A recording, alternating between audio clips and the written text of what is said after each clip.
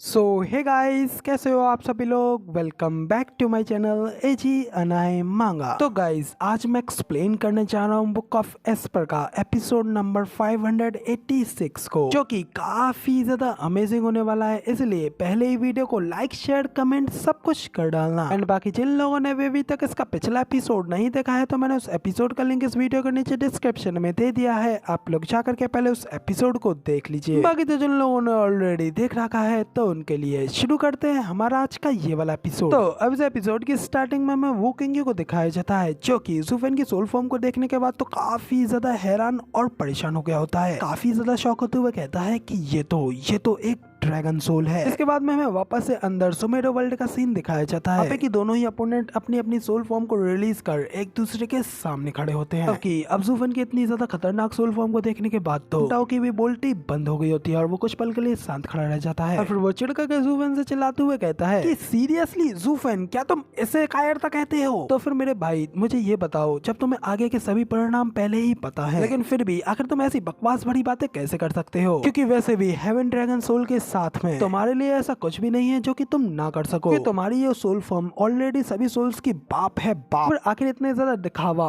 और एक विक्टिम बनने की कोशिश करने का क्या ही फायदा? साला यहाँ तक कि तुमने मुझे भी यकीन दिला दिया था कि हम ही जीतने वाले हैं। इस पर ज़ुफेन स्माइल करते हुए उससे कहता है कि हाँ, मैंने तुमसे कहा था कि मैं तुम्हारा सामना करूंगा, लेकिन मेरी उन बातों से तुम्हारा इतना ज्यादा एक्साइटेड होने से कोई मतलब नहीं था, क्योंकि मैंने तो ऐसा नहीं कहा था कि मेरे पास में तुम्हें हराने का कोई तरीका नहीं है जिसे कि लेकर के तुम इतने ज्यादा एक्साइटेड हो रहे थे। खैर छोड़ो इन सब बातों को, ये तो पुरानी हो गई। और अब मुझे बताओ कि क्या तुम अभी भी आगे लड़ना चाहोगे? और अगर नहीं चाहते हो तो एक व्हाइट टोलिया फेंक करके अपनी हार मान लो। इस पर वैन टाओ अभी भी अपनी हार ना मानते हुए कहता है, क्या कहा? टॉवल फेंक करके अपनी हार मान लूं? ऐसा तो कभी नहीं हो सकता। जब हम सभी की सोल्स एक दूसरे के साथ कंबाइन हो जाती हैं तो फिर हम लोग खून की नदियां बहा देते हैं। इतना कहते हुए फिर वैन टाओ अपनी और भी ज्यादा सोल एनर्जी को फुल अनलिस्ट करते हुए उससे अपनी स्वॉर्ड की पावर को बढ़ाने लगता है और अपनी फुल फोर्स के साथ में ज़ुफेन के हेवन ड्रैगन सोल के हाथों से अपनी सोल को छुड़ाने की कोशिश करता है। जो तो वह देख करके तो ज़ुफेन भी एक पल के लिए थोड़ा शॉक हो जाता है, लेकिन फिर साथ ही ज़ुफेन भी अपने हाथ को आगे बढ़ाता है और अपनी हेवन ड्रैगन सोल के साथ में वैन टाओ की कंबाइन स्वॉर्ड सोल को और भी ज्यादा कस के जकड़ने लगता है। लेकिन फिर भी वैन टाओ अपनी पूरी जान लगा करके अपनी फुल फोर्स के साथ में ज़ुफेन के ड्रैगन के हाथों से उस स्वॉर्ड को छुड़ाने लगता है। इस वजह से वो स्वॉर्ड भी ड्रैगन के हाथों से धीरे धीरे छूटने लगती है। तो ये देख करके तो ज़ुफेन भी वैन टाओ से कहता है, वैन टाओ, क्या तुम इसमें अपना सब कुछ जोकिंग में डालने पर तुले पड़े हो? क्योंकि अगर ऐसा ही चलता रहा तो फिर मुझे भी अपनी फोर्स का इस्तेमाल करना पड़ेगा, जिसका कि अंत सिर्फ यही होगा, या तो तुम अपनी फुल स्वॉर्ड सोल की फोर्स के साथ में मेरे हेवन ड्रैगन सोल के हाथों से बच निकलोगे, और या फिर मैं अपने हेवन ड्रैगन सोल की क्ला के साथ में तुम्हारी पूरी स्वॉर्ड सोल को चकनाचूर कर दूंगा, लेकिन इसमें तुम्हारा नुकसान ही सबसे ज्यादा होगा। तो इस पर वैन टाओ भी ज़ुफेन से कहता है कि मुझे क्लियर पता है कि आगे क्या होने वाला है, लेकिन स्पष्ट परिणामों के बावजूद भी खतरों का सामना करना, यही हमारे स्वॉर्ड गॉड सेक्ट की खासियत है। अगर अब हम हार मान करके पीछे हट जाते हैं तो इस शर्मिंदगी को हम पूरी जिंदगी एक्सेप्ट नहीं कर पाएंगे और फिर हम लोग उसके बाद में फ्यूचर में कभी भी स्वॉर्डमैनशिप की पीक तक नहीं पहुंच पाएंगे। तो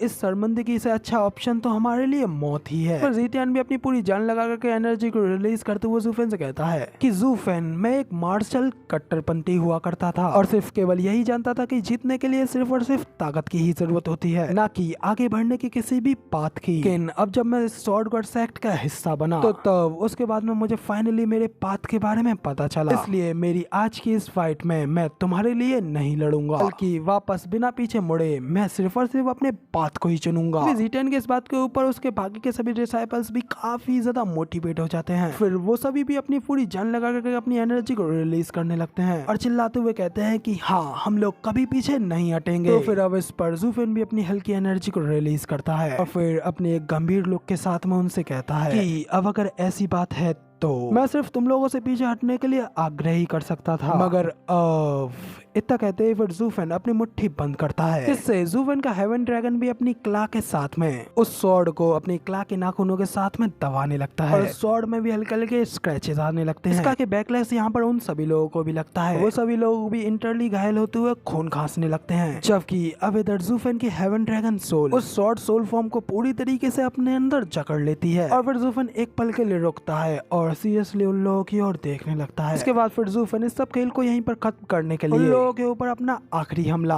breath style third move necro dragon screech का यूज करता है और फिर इसी के साथ में ज़ूफेन का हेवन ड्रैगन एक जोरदार दहाड़ लगाता है जिसकी की शॉक वेव्स ही इतनी ज्यादा पावरफुल होती है उन लोगों की कंबाइंड शॉर्ट सोल फॉर्म ज़ूफेन के ड्रैगन की दहाड़ की वजह से यहाँ पे कांपने लगती है और फिर अचानक से उसके अंदर बड़े बड़े क्रैक्स आने लगते हैं। इसके साथ ही उन लोगों की वो शॉर्ट फॉर्म वहीं पर टूट करके बिखरने लगती है जबकि जैसे ही उनकी शॉट पूरी तरीके से डिस्ट्रॉय होती है तो उसका बैकलैश वापस से उन सभी लोगों के ऊपर पड़ता है और फिर वो लोग फिर से इंटरनली काफी ज्यादा इंजर्ड होते हुए एक साथ खून की उल्टियां करने लगते हैं। तो उन सभी की सोल्स एक साथ ही बुरी तरीके से घायल हो चुकी होती है। इसी के साथ में वो सभी लोग अपने पैरों के ऊपर भी खड़े नहीं हो पाते, ज़ूफेन के सामने अपने घुटनों के बल बैठ जाते हैं। तभी हमें सुपीरियर 3 सेक्ट के थर्ड रैंकिंग राइटियस सेक्ट के यंग मास्टर को दिखाया जाता है जो कि फिर ये सब देखते हुए कहता है कि डेमोनिक कल्टीवेटर्स हमेशा ही काफी ज्यादा बुरे और धोखेबाज व्यक्ति होते हैं। वो स्वॉर्ड गॉड सेक्ट को अपना ओवे बना रहा है और अब वो ये सब करके ये साबित करना चाहता है कि अब उसके डीमन स्कैमिंग सेक्ट को मिडिल 3 सेक्टों के बीच में उसकी पोजीशन के ऊपर कोई भी उंगली नहीं उठा पाएगा।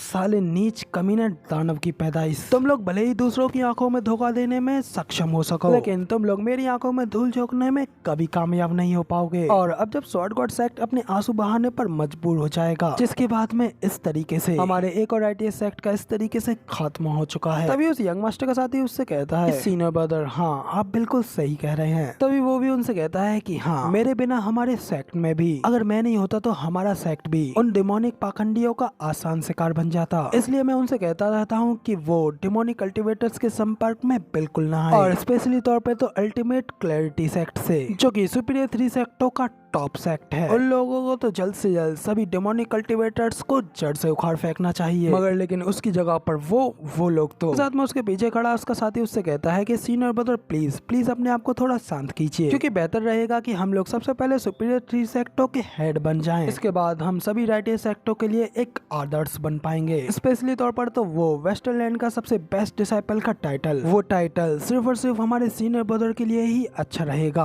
और सिर्फ सीनियर ब्रदर और उनके राइटियस विचार ही अब हमारे इस वेस्टरलैंड को लीड करने के लिए पूरी तरीके से लायक है। पर सेलेस्टियल राइटियस सेक्ट का वो यंग मास्टर भी हंसते हुए कहता है कि हाँ तुमने बिल्कुल सही कहा वो सिर्फ मैं ही कर सकता हूँ। लेकिन फिर इसी के साथ में वो सीरियस होते हुए अपने मन में कहता है कि मगर लेकिन फिर भी मैं वो किंग यू और उस यानमो को हरा नहीं सकता। और अब जरा देखो तो सही साला अब एक और मॉन्स्टर यहाँ पर हेवन ड्रैगन सोल के साथ में अपेयर हो चुका है और साला वो तो बिल्कुल एक पूरा राक्षसी मैडमैन है। तो क्या कहीं ये हमारी धार्मिकता के विनाश का कोई संकेत तो नहीं। तो इसी के साथ में यहाँ पे हमारा उस बंदे का सीन चेंज होता है। अभी हमें अगले सीन में यानमो को दिखाया जाता है जो कि अपने सामने के नजारे को देख करके काफी ज्यादा हैरान होते हुए कहता है क्या वाकई में उस बच्चे ने उन सभी लोगों को जान से नहीं मारा। तो इस पर वोकिंग भी थोड़ा हैरान होते हुए कहता है कि क्या वो ऐसा अपने सेक्ट के लिए फ्यूचर के लिए कर रहा है क्योंकि वैसे भी डीमन स्कैमिंग सेक्ट लोअर 3 सेक्टों में से ही एक है और अब जब वो बढ़ करके मिडिल 3 सेक्टों में से एक सेक्ट बन चुके हैं तो इसलिए इस तरीके से स्वॉर्ड गॉड सेक्ट की पूरी टीम को इस तरीके से डिस्ट्रॉय कर देना सिर्फ और सिर्फ बाकी के सभी सेक्टों को उनके लिए हेट्रेड पैदा करवाएगा। मिडिल 3 सेक्टों में से एक बनना अलग बात है लेकिन नंबर 1 बनना